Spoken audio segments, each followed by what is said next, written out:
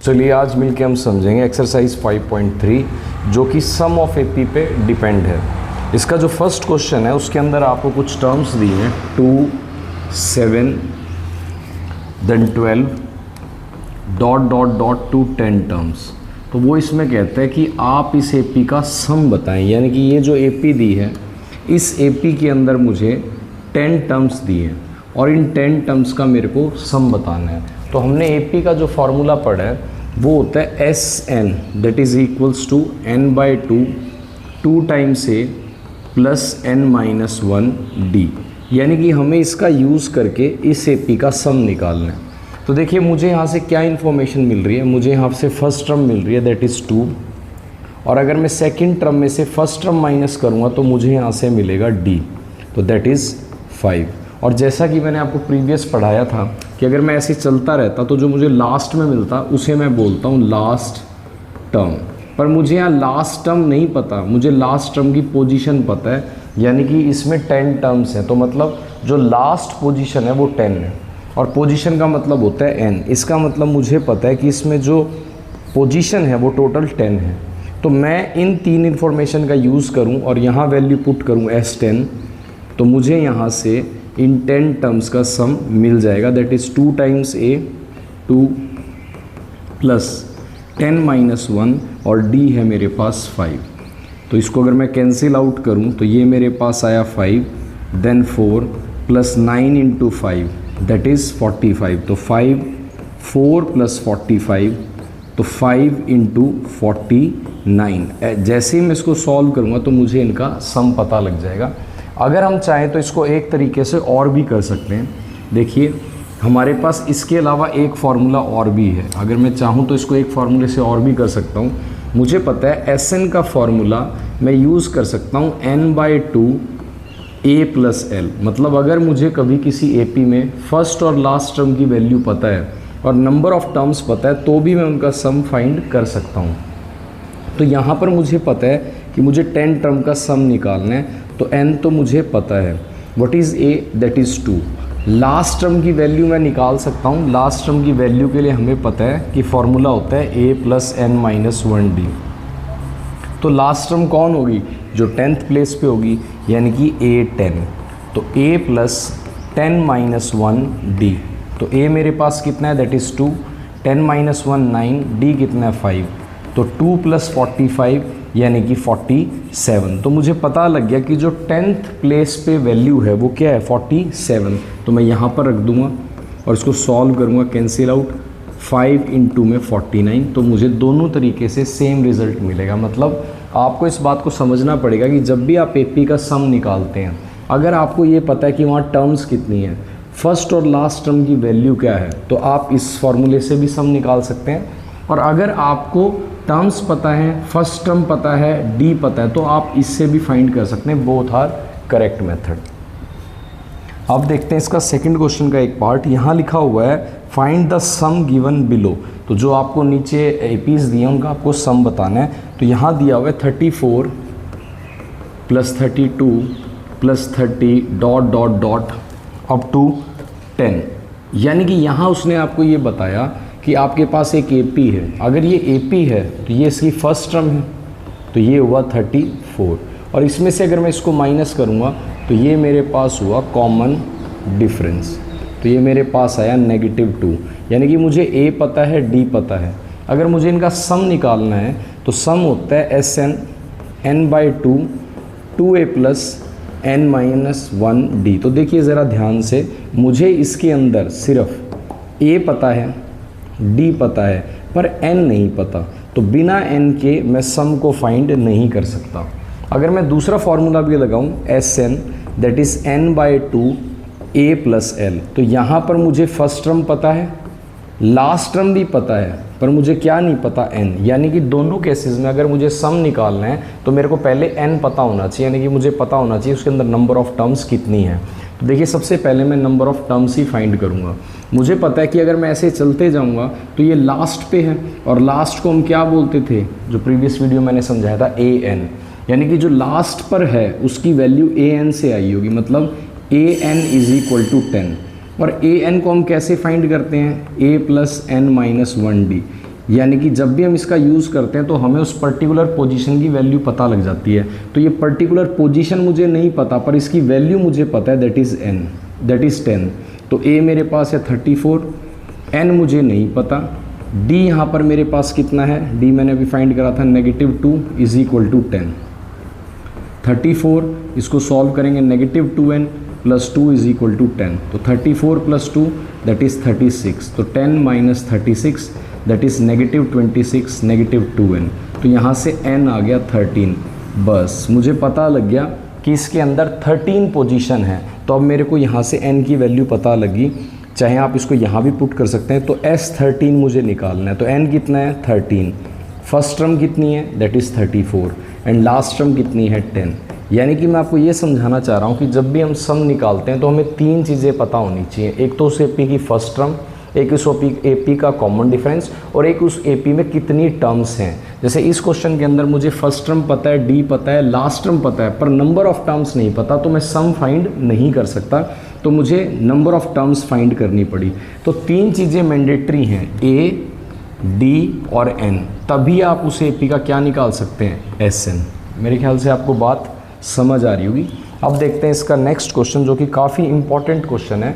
कहता है how many terms of an AP 9, 17, 25 ... और इनका सम आपको दिया हुआ है 636। यानी कि वो ये कहता है कि इस AP में कितनी टर्म्स रही होंगी। टर्म्स का मतलब आपको पोजीशन बतानी कि इस AP में कितनी पोजीशन है, आपको वैल्यूज़ दी हैं और ये भी बताया हुआ है कि इन सम का सम 636 है। तो सम मेरे पास कैसे आया होगा, सम मेरे पास आया होगा n/2 2 टाइम्स a + n-1d करके, और इसको सॉल्व करके उसने आपको पहले ही बता दिया कि कितना आएगा 636। अब ज़रा ध्यान दीजिए, यहाँ पर a कितना है 9, d कितना है 17 - 9 दैट इज़ 8। तो मुझे a पता है, d पता है और SN भी पता है। तो अगर मैं यहाँ वैल्यूज़ पुट कर दूँ तो मैं यहाँ से n को ईजिली फाइंड कर सकता हूँ। तो n मुझे नहीं पता, no problem, 2 times a that is 9। Again मुझे यहाँ से n नहीं पता, d मुझे पता है that is 8 is equal to 636। अब ज़रा सॉल्व कीजिए, n/2 2 टाइम्स 9 इज़ 18। अगर मैं इसको सॉल्व करूँ तो ये आएगा 8n - 8 636। अब मैं इसको फिर सॉल्व करता हूँ तो ये आएगा 8n + 10 n/2 636। अब मैं इसको सिंप्लीफाई करूँगा तो इसके 2-3 तरीके हैं। आप चाहें तो इसको इंडिविजुअल मल्टीप्लाई करें, चाहें तो 2 को इधर मल्टीप्लाई कर दें सिर्फ n को, पर मैं इनके साथ कर दूंगा ताकि 2 से कैंसिल हो जाए। तो जब n/2 को 8n से करूँगा तो 2 से 8 कैंसिल होगा, n से n मल्टीप्लाई होगा तो दैट इज़ 4n²। मैं इसको इससे कैंसिल करूँगा तो ये बनेगा 5n और मैं इसको ले जाऊँगा 636। अब ज़रा ध्यान दीजिए, ये क्या बना, एक क्वाड्रेटिक इक्वेज़न। और क्वाड्रेटिक इक्वेज़न को आपने चैप्टर नंबर 4 में सॉल्व करना सीखा था बाय फैक्टराइजेशन मेथड, जिसके अंदर हमने सीखा था स्प्लिटिंग द मिडल टर्म, और दूसरा हमने सीखा था क्वाड्रेटिक फार्मूला। तो उसका यूज़ करके आप इसको आगे सॉल्व करेंगे तो आपके पास n की वैल्यू आ जाएगी। अगर सपोज़ आपके पास n की 2 वैल्यूज़ आई, एक पॉजिटिव और एक नेगेटिव, तो आप नेगेटिव को नेगलेक्ट कर लेंगे क्योंकि कभी भी किसी की पोजीशन नेगेटिव डेसिमल या फ्रैक्शन में नहीं होती। तो n की हमेशा हम पॉजिटिव वैल्यू कंसीडर करेंगे।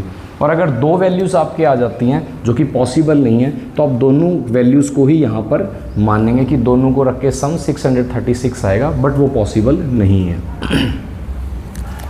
नेक्स्ट क्वेश्चन देखिए, कहता है एक AP की फर्स्ट टर्म 5 है, यानी कि फर्स्ट टर्म जो है आपकी वो 5 है, और फिर इसमें कहता है कि जो लास्ट टर्म है वो 45 है। लास्ट टर्म की पोजीशन नहीं पता तो लास्ट टर्म की वैल्यू हम an से निकालते हैं, दैट इज़ 45।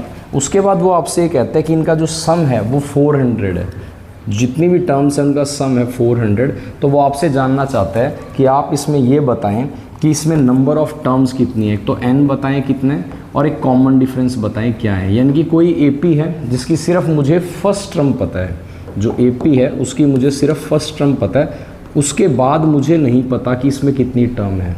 पर मुझे पता है कि जब मैं चलता जाऊंगा तो लास्ट पे जो वैल्यू आएगी वो आएगी 45, और इनका मुझे सम भी पता है 400। तो देखिए ज़रा ध्यान करिए, जब स्टार्टिंग में मैंने आपको ये क्वेश्चन कराने शुरू करे हैं तब मैंने आपको बताया था कि आप सम दो तरीके से निकाल सकते हैं। आप चाहें तो ये भी लिख सकते हैं कि Sn is equal to n/2 a plus l। इसका यूज़ करने से मुझे ये बेनिफिट होगा कि इसके अंदर मुझे पहले से 3 वैल्यू पता है। सम पता है मुझे, दैट इज़ 400, n मुझे पता नहीं है, फर्स्ट टर्म मुझे पता है दैट इज़ 5, और लास्ट टर्म मुझे पता है दैट इज़ 45। तो अगर मैं इसको सॉल्व करूं n/2 इंटू 50, 400 कैंसिल आउट करूं 25, तो मेरे पास यहाँ से आया 25n इज इक्वल्स टू 400। तो 25 इज इक्वल टू 400 है, तो यहाँ से अगर मैं n की वैल्यू फाइंड आउट करूँगा तो मैं n की वैल्यू को आसानी से फाइंड आउट कर सकता हूँ, और उस n की वैल्यू से मैं यहाँ पर क्या निकाल सकता हूँ, कॉमन डिफरेंस। यहाँ से आप इसको कैंसिल करेंगे, n आपके पास आ जाएगा 16, मतलब यहाँ पर 16 टर्म्स है। अब मुझे इसके अंदर d निकालना है, तो मुझे पता है कि लास्ट टर्म जो मेरे पास आई है 45, उसकी वैल्यू कैसे आई होगी, that is an, and what is an, that is a plus n-1 d equals to 45। तो a मेरे पास यहाँ क्या है 5, d मैंने अभी फाइंड करना है, और n मेरे पास 16 है। तो यहाँ से जैसे आप इसको सॉल्व करेंगे 5 प्लस 15d, तो यहाँ से आप d को ईजिली फाइंड कर सकते हैं। मतलब जितने क्वेश्चंस हम कर रहे हैं उसके अंदर हमने आसानी से क्वेश्चन को पढ़ना है और इन्फॉर्मेशन क्रैक करनी है। इन्फॉर्मेशन क्रैक करने के बाद आप ये देखें कि मुझे क्या क्या इसमें ऑलरेडी गिवन है, और जो मुझे फाइंड करना है उसके लिए मैं कैसे इक्वेशन को सेटअप कर सकता हूँ। नेक्स्ट क्वेश्चन पे बढ़ते हैं। देखिए क्वेश्चन नंबर 6 कहता है the first and the last term of AP is 17 and 350, common difference is 9। तो ये बहुत ही आसान ही क्वेश्चन है। फर्स्ट टर्म आपको इसके अंदर 17 दी है, और लास्ट टर्म क्योंकि मुझे इसकी पोजीशन नहीं पता वो आपको 350 यहाँ पर गिवन दी हुई है। तो देन उसके बाद यूँ कहता है कि इसके अंदर जो कॉमन डिफरेंस है D, वो भी आपको 9 दिया हुआ है। तो सबसे पहले आप इसमें नंबर ऑफ़ टर्म्स बताइए। नंबर ऑफ़ टर्म्स का मतलब होता है कि आपको n बताना है, मतलब जो AP मैंने यहाँ लिखी होगी 17 से शुरू करके, उसमें कितनी पोजीशंस होंगी जब उसकी लास्ट टर्म क्या होगी 350। तो जैसे प्रीवियसली क्वेश्चन हमने करा है, सेम वैसा ही क्वेश्चन है। आपको पता है कि जो लास्ट टर्म है इसकी वैल्यू कैसे आई होगी। आप कहेंगे सर इसकी वैल्यू कैसे आई है, वो तो मैं बता दूंगा पर पोजीशन मुझे नहीं पता। तो ये मेरे पास आया होगा sir a plus n-1 d को सॉल्व करके, ठीक है। यहाँ पर a मेरे पास क्या है 17 है, n यानी कि मुझे वो पता ही नहीं, फाइंड करना है। d मुझे गिवन दिया हुआ है दैट इज़ 9, तो यहाँ मैंने 9 को पुट कर दिया 350। तो इसको अगर मैं सॉल्व करूँ तो ये आएगा 17 प्लस 9n-9 350। अब इसको आप फर्दर सॉल्व करेंगे तो आपके पास यहाँ पर n की वैल्यू आ जाएगी। जैसे आपके पास n की वैल्यू आ जाएगी तो आप उनका सम निकाल पाएंगे।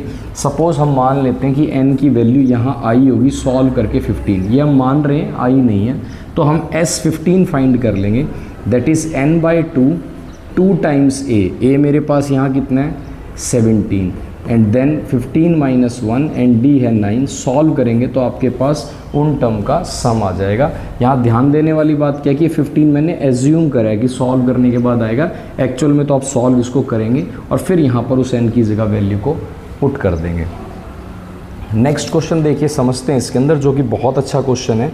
इस क्वेश्चन के अंदर ये कहता है, 10th क्वेश्चन आपको मैं समझा रहा हूँ, आपको यहाँ पर एक an दिया हुआ है।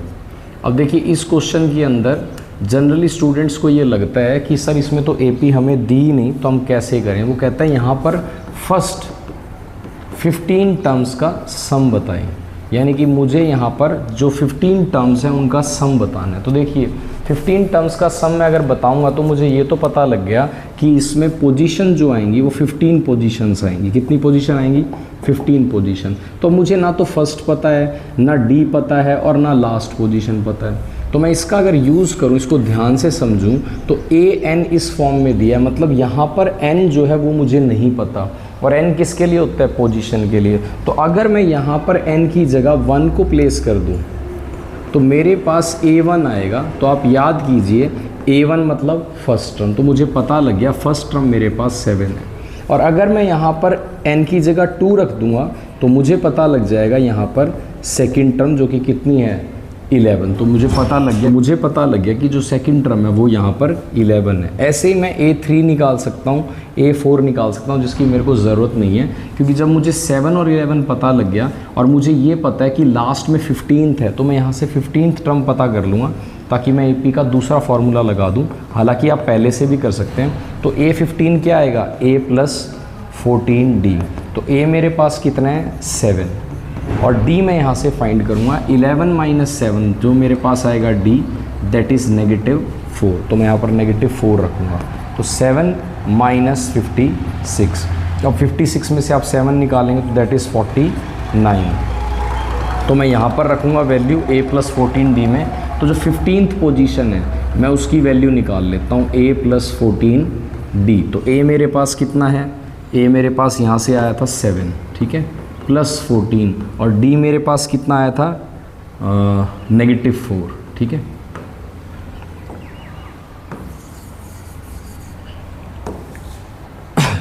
तो मैं इसको सॉल्व करूँगा तो ये मेरे पास लास्ट टर्म आ गया, यानी कि 15th पोजीशन पे जो है वो -49 है। तो अब सम का फॉर्मूला मुझे पता है n/2 A + L। तो कितनी टर्म्स थी सर, 15 टर्म्स थी। फर्स्ट टर्म कितनी है, दैट इज़ 7, और लास्ट टर्म कितनी है, -49। इसको जैसे ही आप सॉल्व करेंगे आपके पास 15 टर्म का सम आ जाएगा। एक दूसरे तरीके से भी आप इसको कर सकते हैं। आप यहाँ पर AP आपने बना ली थी, देखिए ये AP की मुझे 2 टर्म्स पता लगी थी। पहली टर्म है मेरे पास कितनी, पहली टर्म है मेरे पास 7, D मेरे पास क्या है 11 - 7, दैट इज़ 4, ठीक है। D मेरे पास यहाँ से क्या आ गया, 4। अब मुझे S15 निकालना है, तो 15/2 2 टाइम्स A + 15 - 1 और D, इसको सॉल्व करेंगे तो आपके पास 15 टर्म का सम आ जाएगा। और आप इसको ऐसे भी कर सकते हैं कि अगर मैं इसके अंदर SN n/2 A + L का फॉर्मूला लगाऊंगा तो भी ये हो जाएगा, क्योंकि मुझे n पता है 15/2, फर्स्ट टर्म पता है दैट इज़ 7, लास्ट टर्म मैं फाइंड कर सकता हूँ। कैसे, उसने खुद ने ही तो कहा है 15 टर्म्स का मुझे सम चाहिए, तो लास्ट पे 15 पोजीशन होगी, तो मैं A15 निकाल लेता हूँ। तो वो क्या होता है, A + 14D। Now what is A is 7, 14, what is D अभी हमने फाइंड करा था, दैट इज़ 4। ज़रा इसको सॉल्व करें, 7 + 56, तो ये कितना आ जाएगा आपका 63। तो यहाँ से मुझे पता लग गया कि लास्ट जो पोजीशन है 15th, वहाँ पर कौन है, वहाँ पर है 63। तो मैं यहाँ पर 63 की वैल्यू रख दूँगा, तो मेरे पास सम आ जाएगा। मतलब आप दोनों तरीके से ही सम निकाल सकते हैं, या तो आप फर्स्ट और लास्ट की वैल्यू पुट कर दें और n पुट कर दें, या आप A, N और D को भी पुट कर सकते हैं, तो भी आपका सम आ जाएगा। अब इसी का जो नेक्स्ट क्वेश्चन है उसमें थोड़ा सा चेंज है। यहाँ वो कहता है कि आपको SN दिया हुआ है। अब देखिए, जो पिछला क्वेश्चन था उसमें आपको AN दिया है। जब मैं AN में वैल्यू रखता हूँ, N की वैल्यू, तो मुझे वहाँ पर पोजीशन के अकॉर्डिंग वैल्यू मिलती है। लेकिन अगर मैं यहाँ पर S1 लिखूँगा तो इसका मतलब होगा क्या, 4 - 1 दैट इज़ 3। तो ये मेरे पास आया फर्स्ट टर्म का सम। तो फर्स्ट टर्म का सम तो फर्स्ट टर्म ही होगा, यानी कि जो AP है उसकी फर्स्ट टर्म आ गई 3। अगर मैं S2 निकालूंगा तो S2 मेरे पास क्या आएगा, देखो 4 2 - 2 का स्क्वायर, तो 8 - 4 दैट इज़ 4। तो ये मेरे पास सेकंड टर्म नहीं आई, ये फर्स्ट 2 टर्म का सम आया मेरे पास, दैट इज़ 4। अगर 2 टर्म का सम 4 है और फर्स्ट टर्म मेरे पास 3 है, तो मैं यहाँ से सेकंड टर्म निकाल सकता हूँ, इसमें से मैं इसको माइनस करूँगा। तो मुझे पता लग गया जो सेकंड टर्म है वो मेरे पास क्या है, दैट इज़ 1। आपको समझ में आया? मैं एक और करके बताता हूँ। अगर सपोज़ मेरे पास S3 है तो मेरे पास 3 टर्म का सम आएगा। 4, N की जगह मैंने 3 रखा, तो मेरे पास आया 12 - 9, तो ये कितना आया, 3। तो ये 3 टर्म का सम है, फर्स्ट सेकंड थर्ड, जो कि आया 3। फर्स्ट टर्म मेरे पास कितनी थी, दैट इज़ 3। सेकंड टर्म मैंने फाइंड करा कितना आया, 1, तो मैं यहाँ से थर्ड टर्म भी निकाल सकता हूँ। तो 3 - 4 -1। तो आगे मुझे सॉल्व करने की ज़रूरत नहीं है, क्योंकि मुझे अब आगे इसमें फाइंड करने की ज़रूरत नहीं है। यहाँ से मुझे A और D मिल गया, तो मैंने SN की मदद से एक AP बनाई। कैसे, S1 रखा, फर्स्ट टर्म आई, S2 रखा तो 2 टर्म का सम आया, उसमें से पहली टर्म को माइनस कर दिया तो सेकंड टर्म आ गई। S3 रखा तो 3 टर्म का सम आया, उसमें से पहली 2 को माइनस कर दिया तो थर्ड टर्म मुझे आ गई।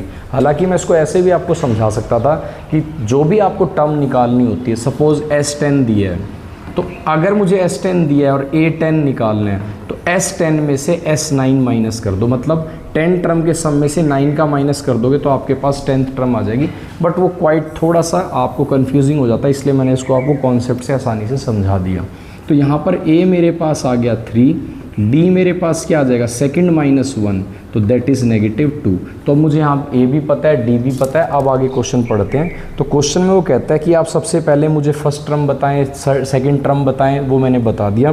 थर्ड टर्म बताएं, 10th टर्म बताएं। तो थर्ड टर्म भी हमने पता कर लिया, दैट इज़ -1। अब 10th टर्म निकालनी है तो हम डायरेक्ट A10 निकालने इसकी ज़रूरत ही नहीं है, क्योंकि AP है हमारे पास, A + 9D। तो A मेरे पास क्या है 3, 9 और D मेरे पास क्या है -2, तो 3 - 18। तो यहाँ से आपके पास 10th टर्म आ जाएगी। मुझे nth टर्म उसने निकालने के लिए कहा, तो nth टर्म क्या होता है A + n - 1D। तो A मेरे पास कितना है 3, n मुझे मालूम नहीं है और D मेरा कितना आया था -2।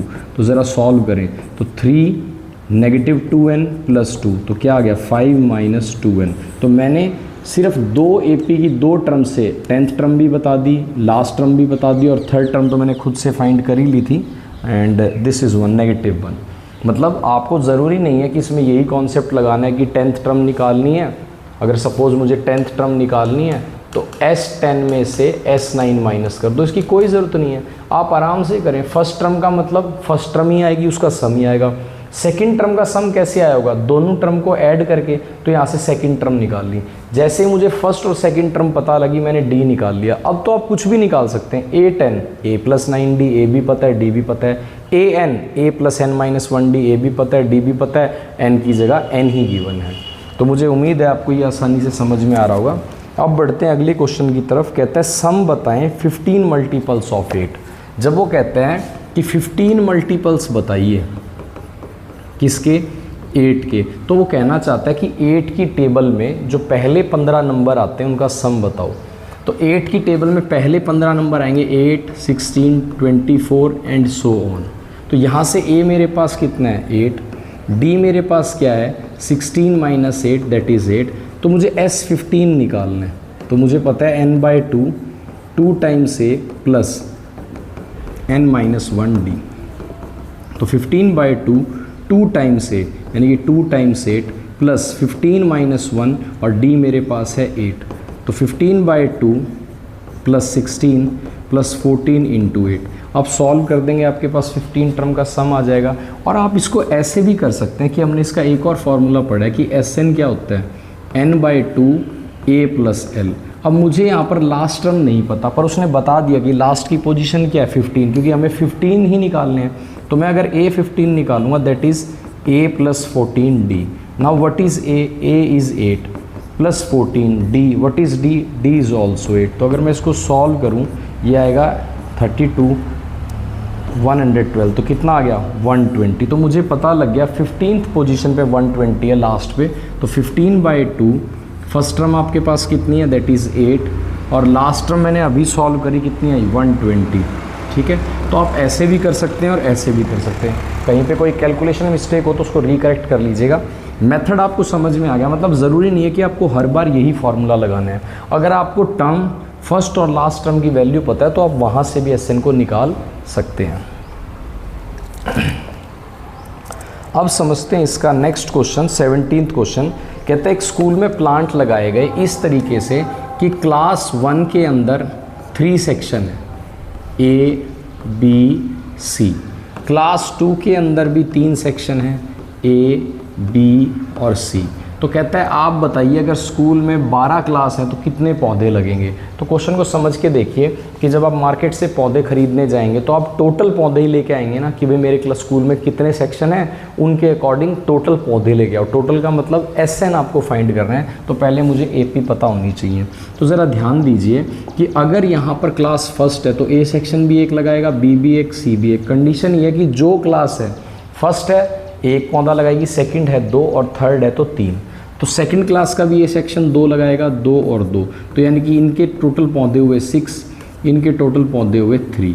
तो देखिए AP मेरे पास आएगा 3, 6 एंड सो ऑन। तो यहाँ पर A मेरे पास है 3, D मेरे पास है 6 - 3 दैट इज़ 3। तो मुझे ए भी पता है और डी भी पता है। अब स्कूल में सेक्शन कितने हैं 12, तो जब मैं ऐसे ए पी रखता जाऊंगा तो टोटल मेरे पास 12 वैल्यू आएंगी। 12 वैल्यू का मतलब 12 पोजीशन, तो n मेरे पास हो गया 12। तो यहाँ पर मुझे फाइंड क्या करना है S12, तो S12 कैसे आएगा n/2 2 times a plus n-1 and D. जैसे आप सॉल्व करेंगे आपको पता लग जाएगा कि स्कूल के अंदर हमें कितने प्लांट्स चाहिए अगर हम क्लास वाइज हर सेक्शन में उतने ही प्लांट लगाएं। नेक्स्ट क्वेश्चन देखिए, कहता है एक स्पाइरल वेब बनाया गया है इस तरीके से कि जब उसका पहला हिस्सा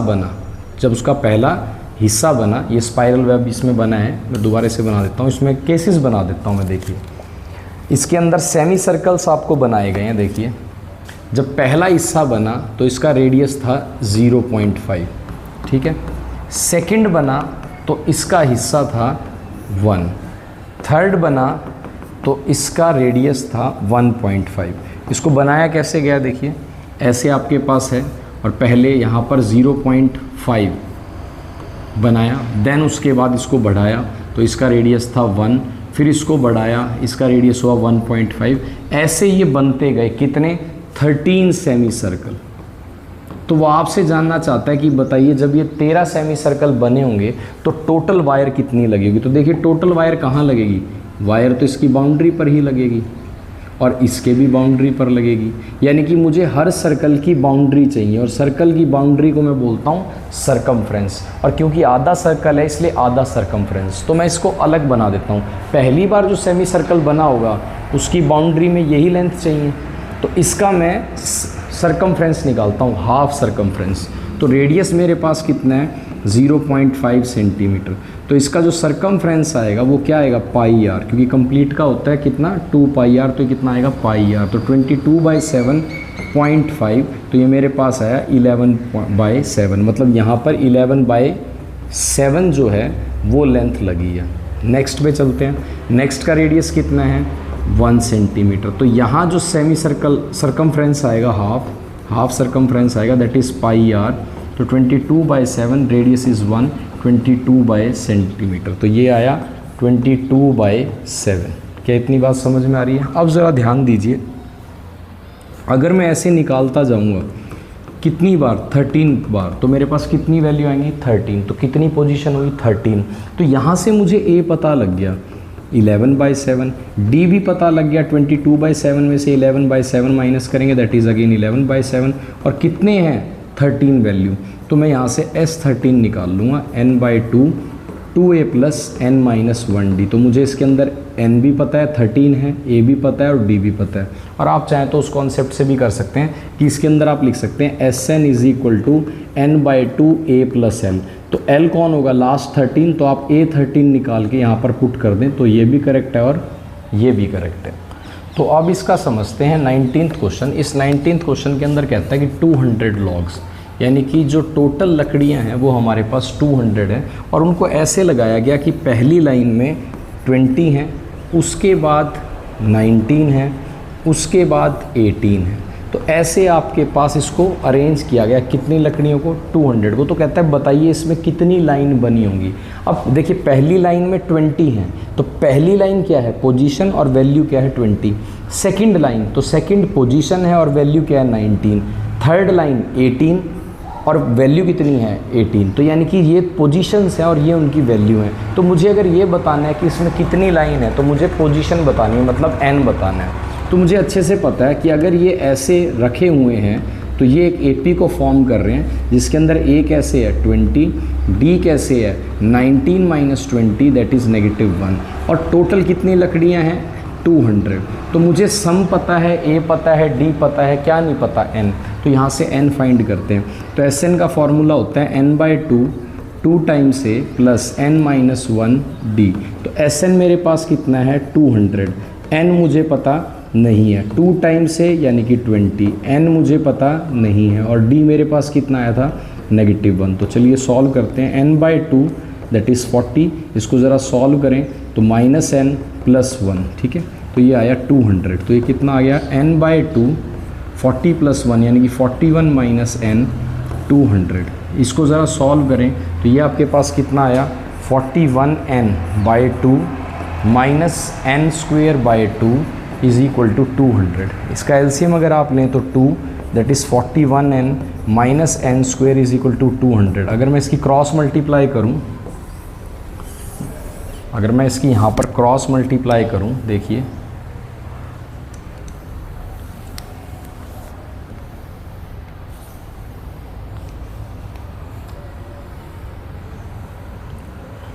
अब ज़रा मैं इसकी क्रॉस मल्टीप्लाई करूं तो मेरे पास आएगा 41n minus n square is equal to 400। तो मैं सबको ट्रांसपोज कर देता हूं, तो n square 41n plus 400 is equal to 0। अब इसको करते हैं फैक्टराइज। तो जनरली आप जल्दी से इसके फैक्टर नहीं निकाल पा रहे होंगे, तो आप यहाँ क्वाड्रेटिक फार्मूला लगा लीजिए। a यहाँ पर क्या है 1, ठीक है, b आपके पास यहाँ पर क्या है -41 और c क्या है 400। इसका कोफिशिएंट a, इसका कोफिशिएंट b और बिना अल्फ़ाबेट का c। तो d आप कैसे निकालते थे, b स्क्वेयर माइनस 4ac। तो what is b 41 square, what is 4 a 1 and c 400। तो ये कितना आएगा 1681 माइनस 1600 दैट इज़ 81। अब ज़रा रूट्स निकालें। तो जब हम रूट्स निकालते हैं तो कैसे आता है -b plus minus root d by 2a, यानी कि d का रूट करके एक बार प्लस करना है एक बार माइनस। b आपके पास क्या है -41, d का रूट करूँगा यानी कि 81 का रूट करूँगा दैट इज़ 9, 2 टाइम्स a मेरे पास कितना है 1। तो ये मेरे पास आया 41 और 9 50 यानी कि 25। तो मतलब इसमें 25 पोजीशन भी हो सकती हैं। अब एक बार प्लस करना था एक बार मैं माइनस करूं तो कितना आ जाएगा 41 पॉजिटिव नेगेटिव नेगेटिव पॉजिटिव -9/2। और 49 में से अगर आप 9 माइनस करेंगे तो आपके पास कितना बचेगा 32, तो 16। अब क्वेश्चन में ये बात आ गई कि मेरे पास 25 भी और 16 भी है, मतलब वो ये कहना चाहता है कि इसके अंदर 25 लाइंस भी हो सकती हैं और 16 लाइन भी हो सकती हैं, पर ऐसा तो पॉसिबल ही नहीं है। अगर आपने अरेंजमेंट करिए देखिए 20, 19, 18, 17, तो लाइन तो या तो 25 ही बनेंगी या 16 ही बनेगी। तो अब इसको कैसे सॉल्व करें, तो हम इसकी वैल्यू पता करते हैं।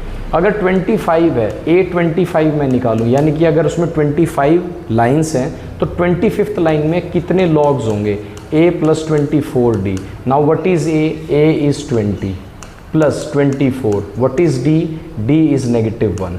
तो ये आ जाएगा 20 माइनस 24 यानी कि -4। तो क्या पॉसिबल है कि हम कहें कि वहाँ पर हमने -4 लकड़ियाँ रखी हैं? पॉसिबल ही नहीं है, क्योंकि काउंटेबल थिंग्स कभी नेगेटिव में नहीं हो सकती।